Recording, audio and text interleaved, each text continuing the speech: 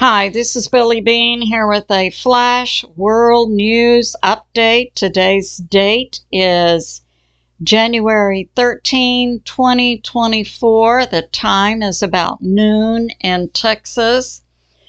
So let's get started. First of all, we'll begin with rest in peace, Gonzalo Lira, 55, American journalist, who was arrested in Ukraine by the so-called Ukrainian democracy, who arrested this American journalist inside Ukraine because he had a YouTube and he was speaking truth about what was going on inside Ukraine. He also had family located in Kharkiv. That's why he was in Ukraine. But he was arrested in May.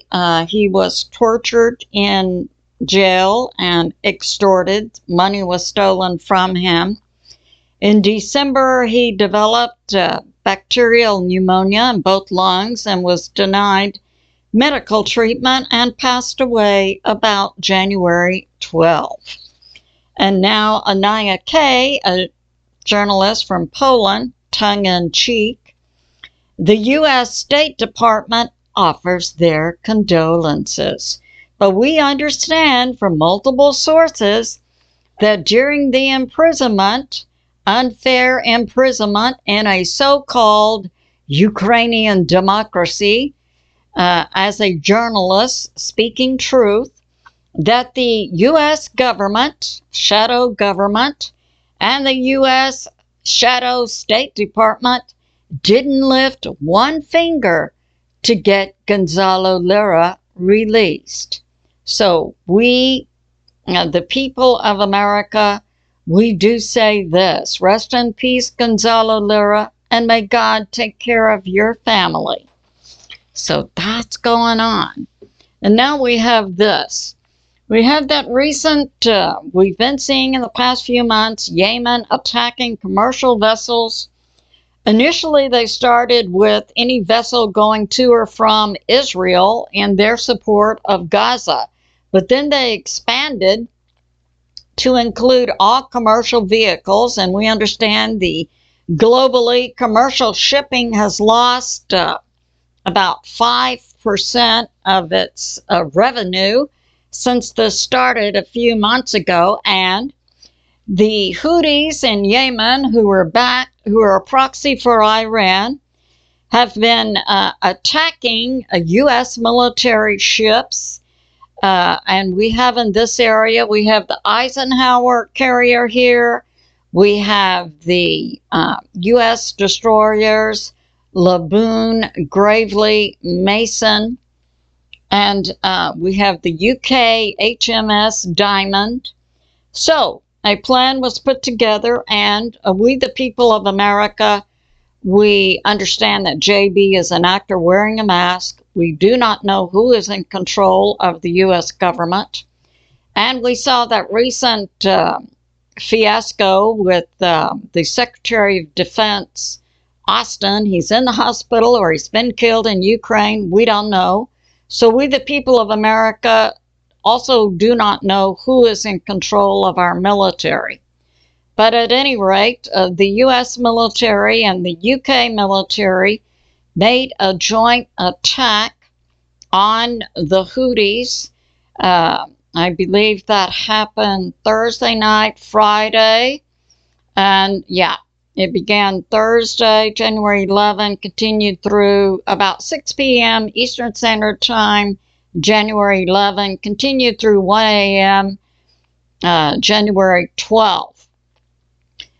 We understand the combined militaries, and also the U.S. and UK were supported by Bahrain, Australia, Canada, and the Netherlands, who also had ships in this area and were supporting the U.S. and UK actual kinetic attacks on the Houthis. So we understand in the first wave, they hit 60 targets in 12 to 16 locations. Then a few hours later on January 12, after 1 a.m. January 12, a second wave hit 12 to 16 additional targets. Immediately yesterday, the January 12, the Houthis come out and say, we're not going to stop. We're going to attack U.S. military and the U.K. military and also commercial vessels traveling in the Red Sea. So we see the Houthis in Yemen, a proxy for Iran, setting themselves up for a complete annihilation next. So that's going on. Now, we had reports from Scott Ritter that Turkey and Iran are supporting Yemen.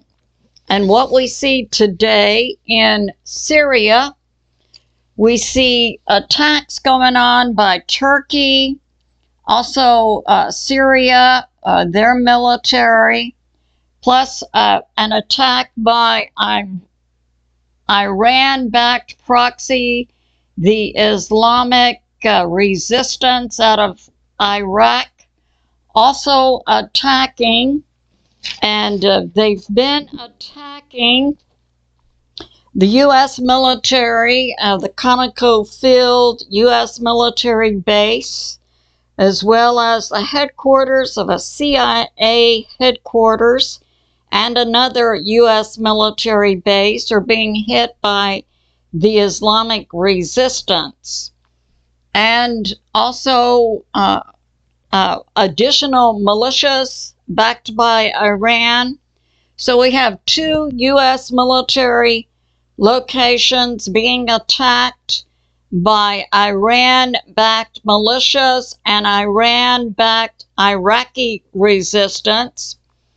And we also have the Syrian government, headed by President Assad, attacking ISIS in the Syrian desert.